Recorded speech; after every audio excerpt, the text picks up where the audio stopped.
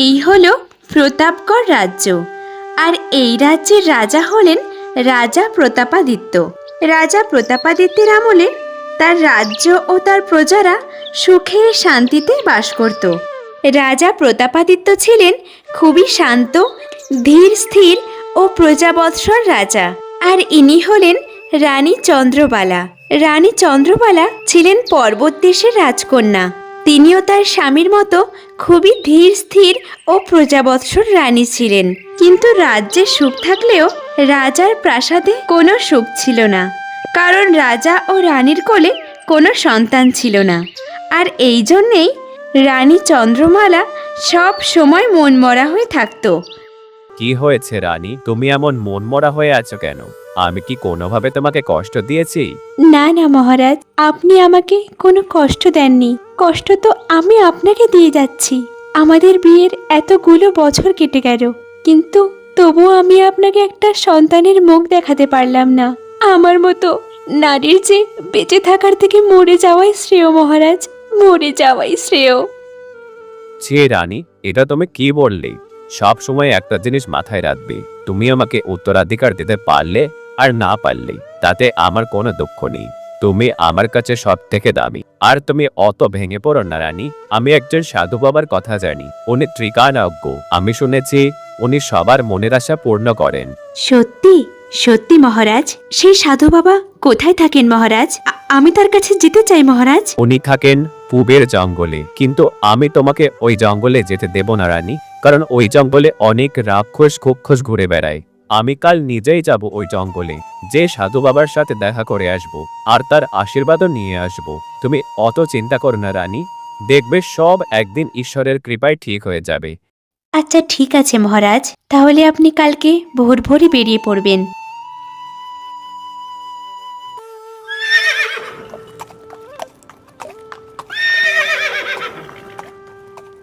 পরের দিন সকাল হতেই রাজা বিক্রমাদিত্য তার নন্দী ঘোড়াকে সঙ্গে নিয়ে বেরিয়ে পড়ে সেই সন্ন্যাসী বাবার কুটিরের উদ্দেশ্যে। সন্ন্যাসী বাবা থাকতেন সেই রাজ্যেরই পূর্ব দিকের গভীর জঙ্গলে। সন্ন্যাসী বাবার কাছে যাওয়ার জন্যে অনেক দুর্গম পথ অতিক্রম করতে হয়। রাজা বিক্রমাদিত্য প্রথমে একটা জঙ্গল পেরোন, তারপরে পেরিয়ে যান একটা নদী। সারা দিন ঘোড়সাওয়ারি করে অবশেষে তিনি পৌঁছান পূর্বের জঙ্গলে, যেখানে সন্ন্যাসী বাবা থাকতেন। রাজা বিক্রমাদিত্য পূর্বের জঙ্গলে পৌঁছানোর পরে তার ঘোড়াকে সেই জঙ্গলে রেখে হাঁটতে হাঁটতেই সন্ন্যাসী বাবার কাছে যেয়ে পৌঁছান।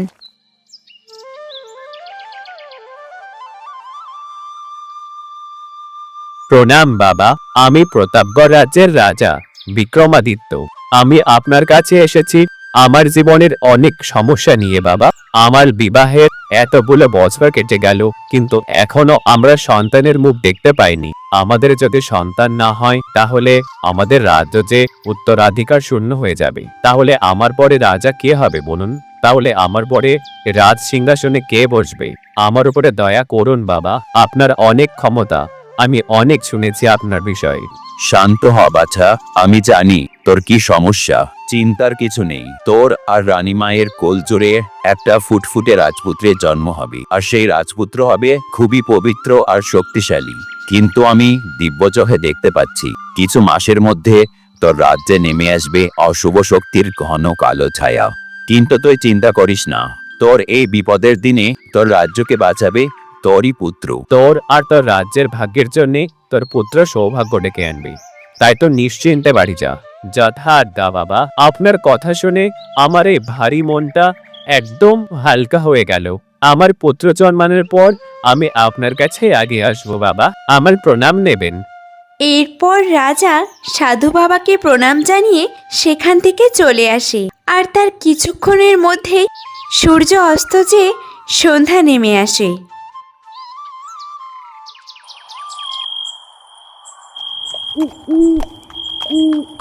এরপর রাজা সেই অন্ধকার জঙ্গলের মধ্যে দিয়ে ঘোড়সাওয়ারি করতে করতে ঘোড়ার পিঠে চেপে তার রাজ্যের উদ্দেশ্যে রওনা হয়। কিন্তু অন্ধকার এতই গভীর ছিল যে রাজা ঠিকমতো রাস্তা দেখতে পারছিল না।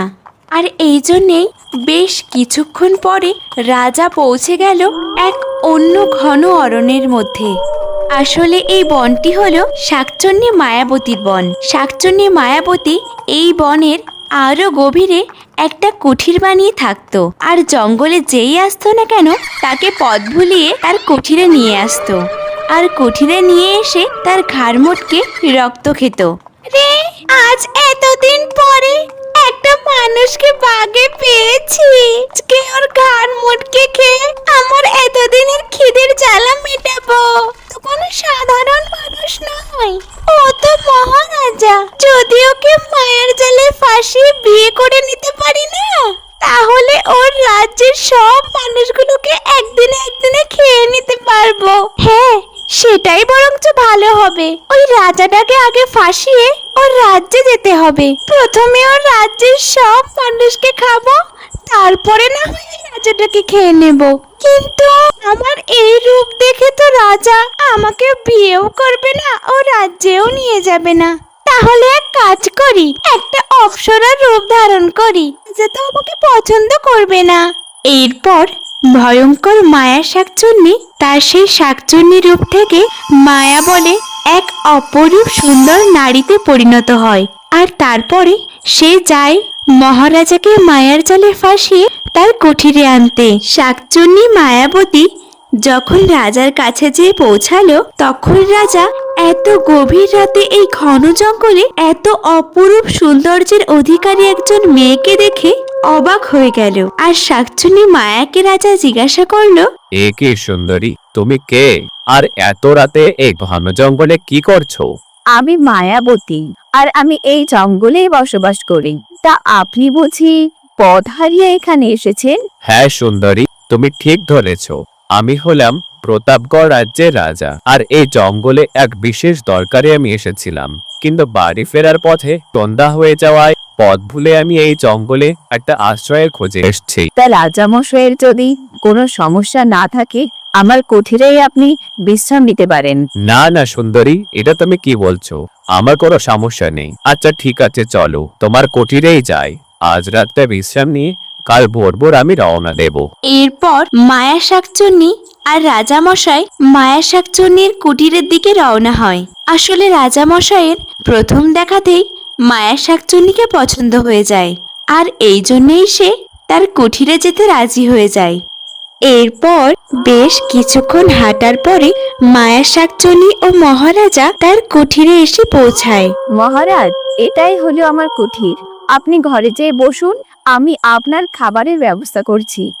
এরপর শাকচুন্নি মায়া মহারাজের জন্য রান্না বসায়। সে মহারাজকে সন্তুষ্ট করার জন্য অনেক পদের রান্না করে। আর কিছু সময় পরে যখন রান্না শেষ হয়ে যায়, তখন মায়া নিজের হাতেই মহারাজকে পরিবেশন করে। মায়া মহারাজের জন্য অনেক পদের রান্না করে, মাছ, মাংস, দই, মিষ্টি। মহারাজের সন্তুষ্ট করার জন্য কোনো সুযোগই মায়া ছাড়েনি। রাজামশাই প্রথমেই মায়ার এই অপরূপ সৌন্দর্য দেখে মুগ্ধ হয়ে গেছিল, আর তারপরে যখন দেখলো মায়া এত গুণবতী, তখন তার মনে মায়াকে বিয়ে করার ইচ্ছা জাগলো। কিন্তু মহারাজা তো জানতো না যে এই সুন্দর রূপের পিছনে লুকিয়ে আছে এক ভয়ঙ্কর কালো ছায়া। মায়াবতী, আমি তোমাকে কিছু বলতে চাই। আমার প্রথম দেখাতেই তোমাকে অনেক পছন্দ হয়ে যায়, তাই আমি তোমাকে বিবাহ করতে চাই। তুমি কি আমার সাথে বিবাহ করতে ইচ্ছুক? সত্যি কথা বলতে মহারাজ, আমিও আপনাকে প্রথম দেখাতেই ভালোবেসে ফেলেছি, আর আমিও আপনাকে বিবাহ করতে চাই। সত্যি বলছো মায়াবতী? তাহলে তো আর কোনো সমস্যাই থাকলো না। আমি কালই তোমাকে আমার রাজ্যে নিয়ে চলে যাব, আর তোমাকে আমার রানী বানাবো। এই কথা বলার পরে মহারাজা মনের আনন্দে ভোজন করতে লাগলো। পরের দিন সকাল হতেই মহারাজ মায়াবতীকে নিয়ে তার রাজ্যের উদ্দেশ্যে রওনা হয়। মহারাজা প্রতাপাদিত্য তো বুঝতে পারছিলেন না যে সে তার সঙ্গে করে তার রাজ্যের জন্য অভিশাপ কুড়িয়ে নিয়ে যাচ্ছেন। মহারানী চন্দ্রবালা যখন শুনলেন যে মহারাজা দ্বিতীয় আরেকটি বিবাহ করেছেন, তখন সে মনে মনে অনেক কষ্ট পায় আর কান্নায় ভেঙে পড়ে। এরপরে অনেকগুলো মাস কেটে যায়। প্রাসাদে এখন ক্ষণিকের জন্য চারিদিকে আনন্দে ভরে যায়, কারণ বড় রানী চন্দ্রবালা গর্ভবতী। আর এই কথা শোনা মাত্রই রাজা, রাজ্যের প্রজা ও প্রাসাদের সবাই অনেক খুশি হয়। শুধু খুশি হয় না, মায়া শাকচুন্নি।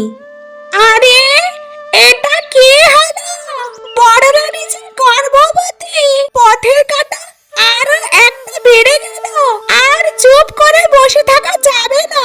ওই রাজাটাকে ফাঁসিয়ে ওই রানীটাকে মহল থেকে বার করতেই হবে। ওই রানীটা এখান থেকে চলে গেলে এই রাজ্যটাকে আমি আমার মতো করে রাক্ষস রাজ্য বানিয়ে নেব। তার জন্য ওই পথের কাটা রানীটাকে এখনই আমার দূর করতেই হবে। এরপরে যখন রাজা মায়া শাকচুন্নির ঘরে আসলো, তখন শাকচুন্নি রাজাকে বলল, রাজা মশাই, আমি আপনাকে অনেক দিন ধরে একটা কথা বলতে চাই।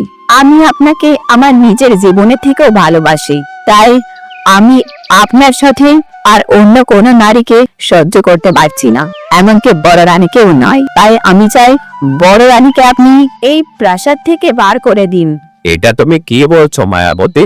তুমি যেমন আমার রানী, বড় রানীও আমার রানী। আমি কিভাবে তাকে প্রাসাদ থেকে চলে যেতে বলি? সেটা আমি জানি না মহারাজ, আপনি বেছে নিন যে আপনার আমাকে লাগবে না বড় রানীকে লাগবে। যদি আপনার বড় রানীকেই লাগে তাহলে বলে দিন, আমি এই প্রাসাদ ছেড়ে চলে যাচ্ছি। না মায়াবতী, অমন কথা বলো না। আমি যে তোমাকে ছাড়া বাঁচবো না। আচ্ছা ঠিক আছে, আমি আজই বড় রানীর সাথে কথা বলবো আর তাকে আমার এই প্রাসাদ ছাড়তে বাধ্য করব। মায়া শাকচুন্নি রাজা মশাইয়ের উপরে এমন মায়ার জাল বিছিয়েছে, তার প্রভাবে মহারাজা কোনটা ঠিক কোনটা ভুল কোনো কিছুই দেখতে পারছিল না।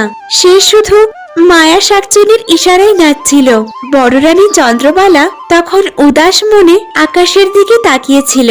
আর তখন মহারাজা যে তাকে বলল, রানী, তোমার সাথে আমার কিছু কথা আছে। এরপর রাজা চন্দ্রবালাকে বলল সে তাকে আর এই রাজপ্রাসাদে দেখতে চায় না। সে যেন খুব শিগগিরই তার জিনিসপত্র গুছিয়ে এই রাজপ্রাসাদ থেকে চলে যায়। আর এই সব কথা শুনে রানী চন্দ্রবালা কোনো প্রশ্ন বা কোনো তর্ক না করে রাজাকে বলল, যথা আজ্ঞা মহারাজ, আপনি যেমন বলবেন আমি তেমনই করব। আপনি যদি এই প্রাসাদে আমাকে দেখতে না চান, আমি জোর করে এই প্রাসাদে থাকবো না। ভালো থাকবেন মহারাজ, আমি এই প্রাসাদ ছেড়ে আজই চলে যাচ্ছি। এরপর রানী চন্দ্রবালা বুক ভরা কষ্ট আর চোখে জল নিয়ে রাজপ্রাসাদের থেকে বেরিয়ে আসে। সে গর্ভবতী অবস্থায় হাঁটতে হাঁটতে পৌঁছায় এক গভীর জঙ্গলে। আর সেই গভীর জঙ্গলের দুর্গম পথ পাড়ি দিয়ে চন্দ্রবালা পৌঁছায় এক অজানা কুঁড়েঘরের সামনে। যে কুঁড়েঘরটি ছিল সেই ত্রিকালজ্ঞ সাধু বাবার। চন্দ্রবালা যেই সাধু বাবার কুঠিরে পৌঁছালো, তখন সাধু বাবা চন্দ্রবালাকে দেখে বলল, আয় মা চন্দ্রবালা, আমি তো তোরই অপেক্ষায় ছিলাম এত সময়। একজন অজানা সাধুর মুখে রানীর নাম শুনতে পেয়ে রানী সেই সাধুকে জিজ্ঞাসা করলো, কে বাবা আপনি, আর আমার নাম কিভাবে জানলেন? আমি হলাম ত্রিকলজ্ঞ সাধু বাবা। আমি তো তোকে মা হওয়ার বর দিয়েছি। তোর স্বামী প্রতাপাদিত্য আমার কাছে এসেছিল। ও, আপনি সেই সাধু বাবা? আমার প্রণাম নেবেন সাধু বাবা। আপনি তো সবকিছুই জানেন বাবা। আমার সাথে কি কি ঘটনা ঘটেছে আমি আপনার কাছে প্রার্থনা করছি বাবা। আমি একজন আশ্রয়হীন গর্ভবতী নারী। দয়া করে আমাকে আপনার কুটিরে একটু আশ্রয় দিন বাবা। হ্যাঁ মা, তুমি চিন্তা করো না, তোমার সাধু বাবা তোমার সাথে সব সময় আছে। এরপর কেটে গেল অনেকগুলো মাস। আর এখন রানী চন্দ্রবালা একটা ফুটফুটে রাজপুত্রের জন্ম দেয়। রানী চন্দ্রবালা তার সাথে ঘটে যাওয়া অতীতের সব দুঃখ কষ্ট ভুলে তার সন্তানকে নিয়ে ওই বনের মধ্যেই বাস করতে লাগলো। আর অন্যদিকে প্রতাপগড় রাজ্যে মহামারী দেখা দেয়। শাকচুন্নি মায়া প্রতাপগড় রাজ্যে এক নতুন ধ্বংসলীলা শুরু করে। সে মায়াবল দ্বারা সিংহাসনে বসে আর মহারাজা প্রতাপাদিত্যকে তার দাস বানিয়ে রাজ্য ছাড়া করে। রাজা অসহায় হয়ে প্রাসাদ থেকে বেরিয়ে আসে এবং সে তার এই বিপদের দিনে শরণাপন্ন হয় সেই সন্ন্যাসী বাবার কাছে। রাজা প্রতাপাদিত্য সন্ন্যাসী বাবার কাছে যেয়ে তার রাজ্য এবং তার সাথে ঘটে যাওয়া সব কথাই খুলে বলে। আর সব কথা শুনে সন্ন্যাসী বাবা বলে, আমি তোমার রাজ্যের দুর্ঘটনা সামলে নিচ্ছি, কিন্তু তুমি আগে যে তোমার বড় রানী আর তোমার রাজপুত্রের সাথে দেখা করো। আমিও যে তাদের সাথে দেখা করতে চাই সাধু বাবা, কিন্তু তারা যে কোথায় আছে আমি তো তার কিছুই জানি না। চলো, আমি তোমাকে তাদের সাথে দেখা করাচ্ছি। এরপর সাধু বাবা রাজামশাইকে তার কুঠিরে নিয়ে যায়। আর এই সময় রাজামশাইকে এই কুঠিরে আসতে দেখে চন্দ্রবালা অবাক হয়ে যায়। আর সে রাজামশাইকে বলে, এ কি মহারাজ, আপনি এতদিন পর আমার পুত্রের কথা আপনার কি মনে পড়েছে? আমাকে ক্ষমা করে দাও রানী, আমি অনেক দুঃখিত। এরপর রাজামশাই চন্দ্রবালাকে সব ঘটনা খুলে বলে। আর সব শুনে চন্দ্রবালা বলল, এ কি বলছেন মহারাজ, এই কটা মাসে এত কিছু ঘটে গেছে? সাধু বাবা, দয়া করে আপনি আমাদের রাজ্যে চলুন, যে কোনো একটা উপায় করুন। ওই শঙ্খনীকে আপনিই মারতে পারবেন, তাছাড়া কারোর ক্ষমতা নেই। শাকচুন্নী মায়াবতী এই সময় মনের সুখে তার প্রাতরাশ করছিল। আর তখন সাধু বাবা আর মহারাজ সেখানে যেয়ে উপস্থিত হয়। এই শয়তানি, খেয়ে নে, শেষবারের মতো ভালো করে খেয়ে নে। এই কে রে তুই? আমাকে এত বড় বড় কথা বলিস? তোর সাহস তো মন্দ না, দেখবি ঘাড় মটকে দেব। এই শাকচুন্নি, যদি প্রাণের উপরে মায়া থাকে তাহলে এক্ষুনি এই রাজপ্রাসাদের থেকে দূরে কোথাও চলে যা, না হলে কিন্তু আজকেই তো শেষ দিন। আমি এখান থেকে কোথাও যাব না, তোর কি করার আছে তুই করে নে। ঠিক আছে, এইবার দেখ তোর মজা আমি দেখাচ্ছি। এই বলে সন্ন্যাসী বাবা মন্ত্র বলে তার হাতে একটা জাদুর আলো আনে। আর সেই জাদুর আলো ছুঁড়ে মারে শঙ্খনীর গায়ে। আর এই জাদুর আলো শঙ্খনীর গায়ে ছুঁড়ে মারতেই তার গায়ে আগুন ধরে ওঠে। আর শঙ্খনী চিল্লাতে থাকে, কেউ বাঁচাও আমাকে, এই শয়তান সন্ন্যাসী আমাকে মেরে ফেললো, বাঁচাও, বাঁচাও। এরপর শাকচুন্নী সেই আগুনে ভস্ম হয়ে যায়। আর তারপর থেকে রাজা ও রানী তাদের রাজপুত্রকে নিয়ে সুখে শান্তিতে বাস করতে থাকে।